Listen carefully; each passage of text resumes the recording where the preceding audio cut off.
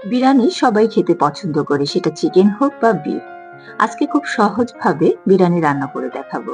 প্রথমে আঁকনিটা করে নিলাম, আর এই তেলের মধ্যেই আমি মাংসটা কষিয়ে নেব, মানে রান্না করে নেব। পেঁয়াজ দিয়ে দিয়েছি 1 কাপ, আর এর মধ্যে দিয়ে দিচ্ছি মাংস, 1.5 চামচ আদা এবং রসুন বাটা, সামান্য পরিমাণ লবণ এবং মরিচ বাটা। মরিচ বাটাটা ঝাল হবার জন্য।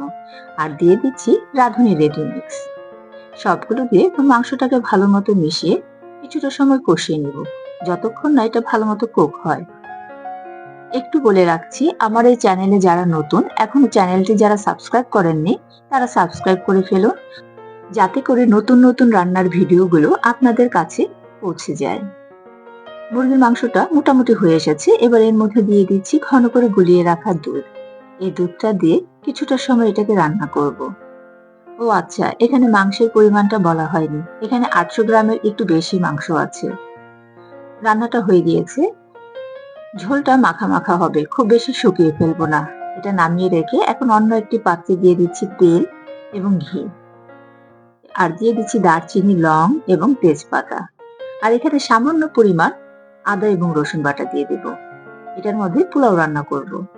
এখানে 500 গ্রাম পোলাও চাল আছে, চিনি গুঁড়া চাল। এটাকে একটু তেলে ভেজে নিয়ে তারপর এর মধ্যে দিয়ে দিচ্ছি পরিমাণ মতো পানি। অবশ্যই গরম পানি ব্যবহার করতে হবে। আমি এখানে গরম পানি ব্যবহার করেছি। পোলাও চালটা পুরোপুরি হবে না, 80% যখন হয়ে যাবে তখন এর মধ্যে মাংস দিয়ে দেব। আমি দেখিয়ে দিচ্ছি, চালটা 80% হয়েছে। আর যখন এর মধ্যে মাংস দেব, ভাপে রাখবো, তখন এটা পুরোপুরি রান্না হয়ে যাবে। মাংসটা দিয়ে ভালো মতো মিশিয়ে নিচ্ছি। আর সাথে দিয়ে দিচ্ছি আলু। আলুটাকে প্রথমে তেলের মধ্যে মশলা দিয়ে একটু ভেজে নিয়েছি।